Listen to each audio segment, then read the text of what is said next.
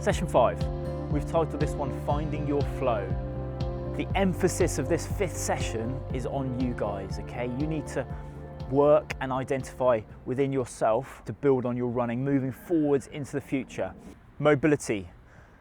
This one's really simple, guys. You need to review the session on mobility and the drills that you've been doing and try and identify areas in your body that still need to be improved. First exercise we're going to show you, a squat, open through the hips, and then again opening through the shoulders. Put my elbow into the inside of the knee and then reach out and breathe into it. The second mobility exercise, the overhead squat. We're using a stretchy band, but you can use anything. And we squat all the way down nice and slow. We pause at the bottom, really feeling that stretch through the shoulders and into the hip. The drills. Okay, like I said, this is your final session. This is a little bit different to the ones that have come before. And what we're going to discuss now is finding your distance. Okay, that's the main focus for this area of this session. What we're trying to do, trying to identify a period as a starting point. Okay, so it might be 3 minutes, might be 5 minutes, might be 10 minutes, might be 20 minutes if you're a really competent runner. Find out how many minutes you're going to go for before that form starts to crumble, and then stop. The evidence has shown us that even elite athletes have a limit point that they have to push past where they start to collapse their form and they start to let those bad habits creep in. It reminds me of some research I read about the Boston Marathon where they videoed athletes' form. And they did it at the start and they did it at the end. But they looked at 10K athletes, which are obviously not suited, well, not usually suited for a marathon distance because they're a lot shorter. And then they also looked at thoroughbred athletes. They were doing fine, you know, their form was perfect on point throughout the whole marathon.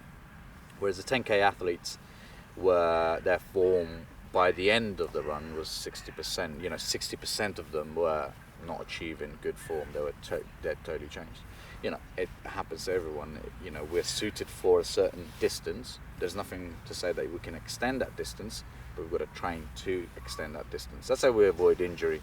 You know, that's how we build on these form building blocks. There's a culture of pushing yourself past that point. We've seen it with some of the high intensity stuff that we do, and we coach people and we push them hard, and you see the form crumble. With running, because it's such a repetitive movement, you know, there's no other exercise out there that repeats as much, you know, step by step by step. You can actually fall into a bad technique. Choose a familiar route and then clear everything out of your head, emails, work, family, and then just concentrate. Am I doing the right thing? Am I stepping right? Any niggles, anything like that? That's the 5th and final session, guys. It's been awesome working with you. I really hope you found some benefit in all these bits and pieces we've thrown together to give you guys the tools and techniques you require to move forward. Only thing left for me to say is thank you very much. Engage with us. Let us know what you found really positive about the program. Let us know what you didn't find too easy. Let us know how you think we could improve. Okay, we want your feedback.